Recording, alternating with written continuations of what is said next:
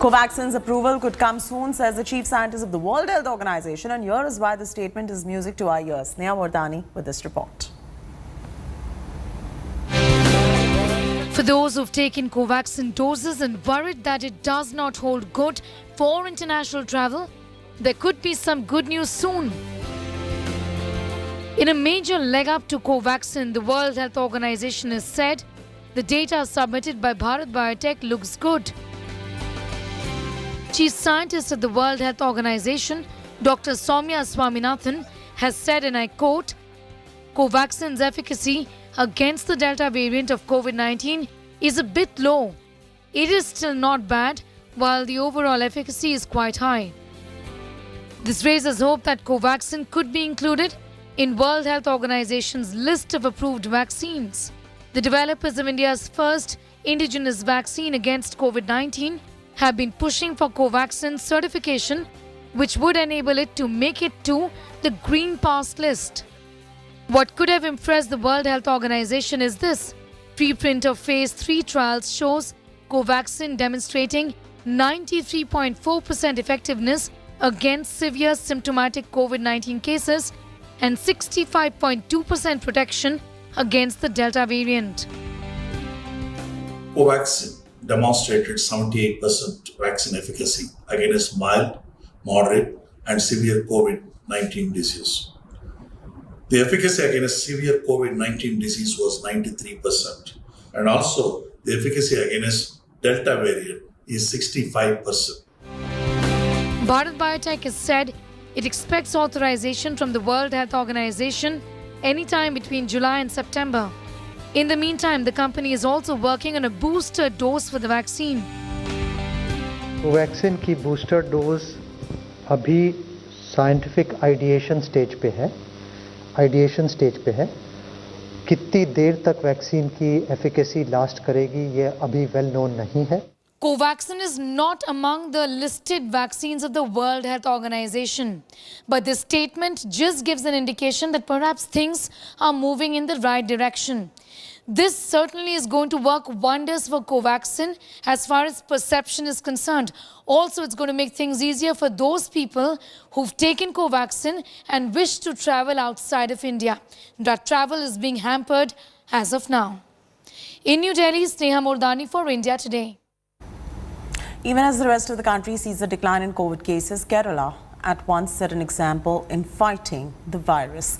Is yet again, witnessing the surge. The state reported over 13,000 cases in the last 24 hours and 7-day positivity rate stands at 10.41%. Is Kerala on the brink of the third wave? Listen in. In February this year, when the second wave of COVID was picking up pace, Kerala reported 0 COVID cases for an entire week. Today it accounts for 32% of daily COVID infections in India. On July the 8th, Kerala reported 13,722 fresh cases with a 7-day average test positivity rate of 10.41%. It's a far cry from mid-May, during the peak of the second wave, when the state touched 43,529 daily cases on May the 12th, with a total positivity rate of 29.75%. Though the strict lockdown restrictions have helped bringing down the daily number of cases, it hasn't gone down as fast as the rest of the country.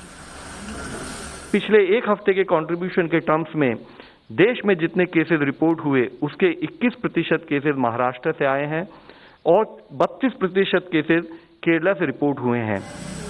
Kerala has so far vaccinated 31.5% of its population with the first dose, but it doesn't seem to have slowed down the viral spread. The population density is very high. The people moving across the border as well as inside the state is very high. The mobility of the people is also very high. And third, I will say that the vaccination, even though the vaccination is happening at a particular rate, it's not sufficient. We have to vaccinate more people in a very small period of time. Experts say the high number of cases could be due to the targeted testing strategy adopted in the state.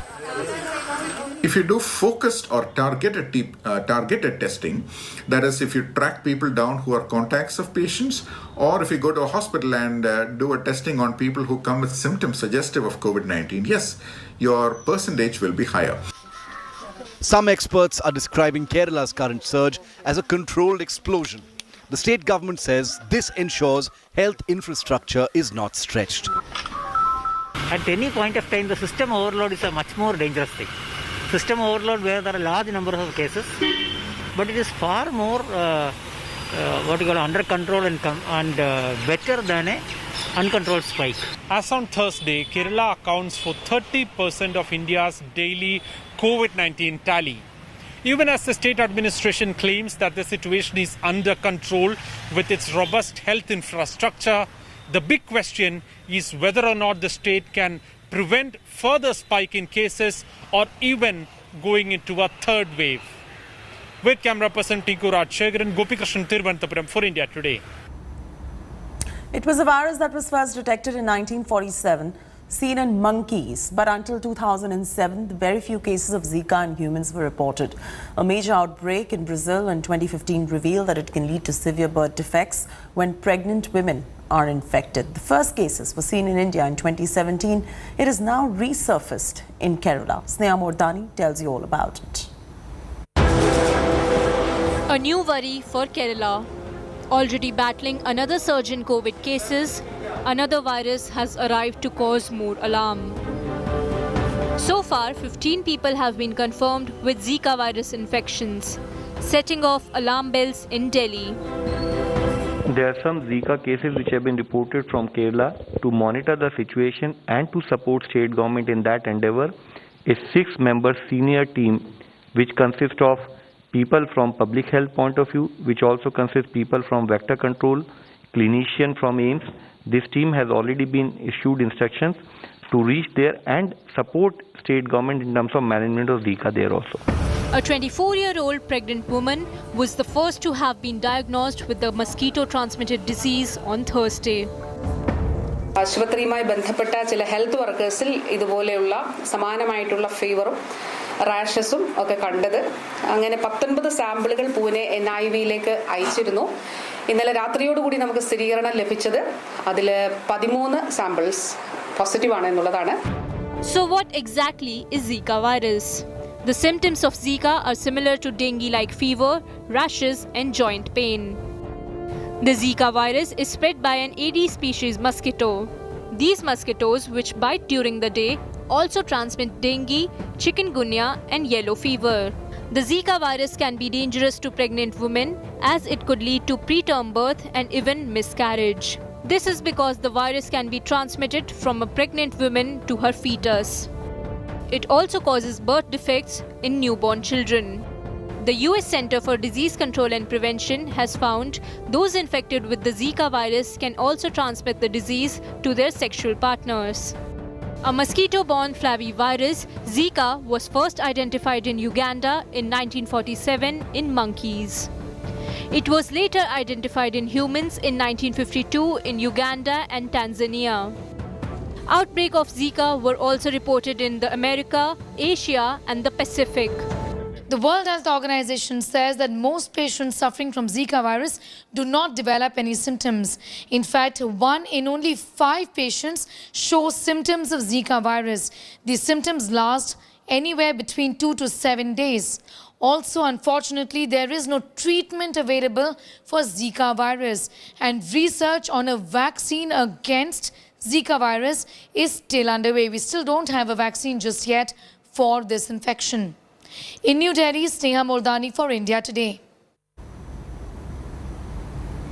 The Maharashtra phone tapping row has raised its ugly head once again. The Uddhav Thackeray government has set up a high-level panel probe to probe the phone tapping allegations during the previous Devendra Fadnavis regime in the state. Congress leader Nana Patole had alleged that his phone was illegally tapped during the previous government.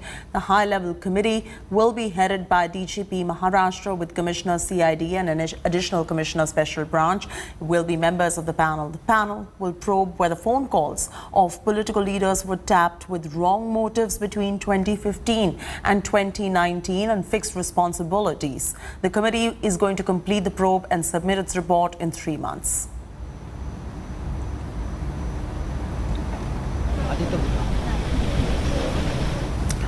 Day after UP government announced renaming roads after Karsevaks who died during Ram Mandir movement, neighbouring Madhya Pradesh is set to do the same. BJP MLA Rameshwar Sharma is set to perform a Bhumi Pujan of the road in Bhopal.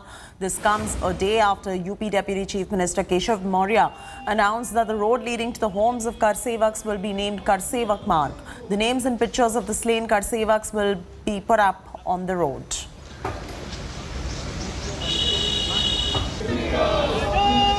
Days after he dumped the BJP to make a comeback into the Trinamool Congress, Mukul Roy is at the centre of a major political storm.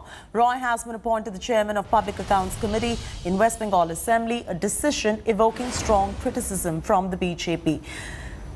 Bengal leader of opposition Shivendu Adhikari staged a walkout from the house while raising slogans against the decision. Constitutionally, Mukul Roy is still a BJP MLA and has not resigned from his post. Since the leader from the opposition is usually made the chairman of the Public Accounts Committee, TMC played a master stroke and made Roy PAC chairman. Adhikari accused the ruling TMC of violating the norms while announcing Roy as the PAC chairperson. Meanwhile, BJP had nominated Ashok Lahiri, former chief economic advisor to the centre for the post, and demanded Roy be booked under anti-defection law.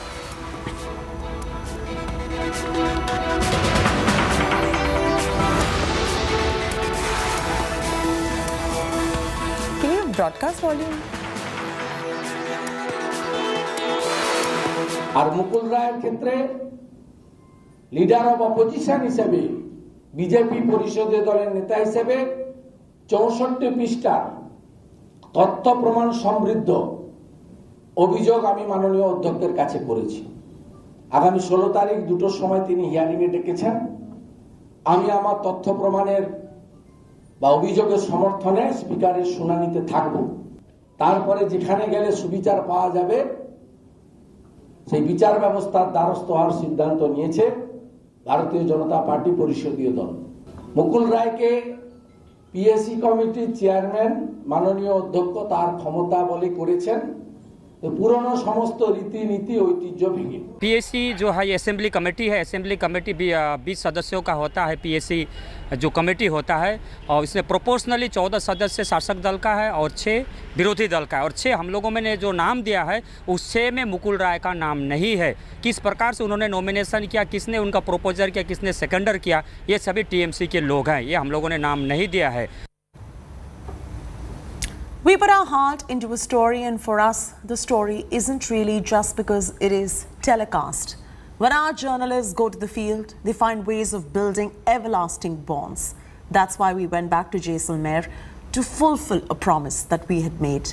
Because as the India Today group carries out its duty as the fourth pillar of democracy, we also realize our social responsibility to do our bit to bring about a change for the better.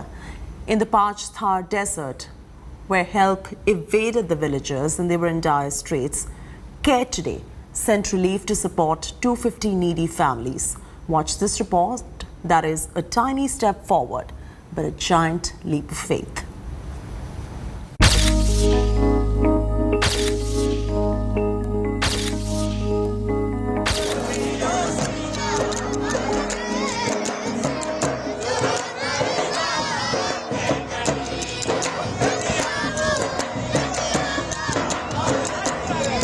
The golden sands of Jaisalmer beckoned us again.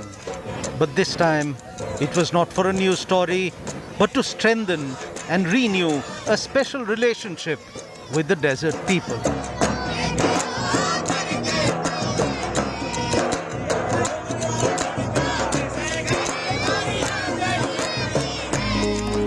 During the peak of the second COVID wave, we traveled for days, crisscrossing the scorching Thar desert. The pandemic had thrown life out of gear. We had met Kuddu Khan, a folk singer who was struggling to make ends meet. We revisited his house as part of a Care Today initiative. Care today की तरफ से आज हमारे यहाँ कलाकारों के यहाँ मदद के लिए यहाँ पहुँचे हैं और हमारी मदद की है। हम लोग कलाकार हैं, सभी लोगों को मदद की गुहार दी है। हम इस बात से बहुत खुश हैं। धन्यवाद है। क्षमा गणी। In the past 2 years, the pandemic has crippled the economy of the Assam region, a destination that thrives on tourism. As this remote region waited for someone to heal their pain, Care Today sent relief from 900 kilometers away. The camel riders in this region are the worst affected because of the pandemic. Being daily wage earners, they had no means of earning a living when tourism shut down.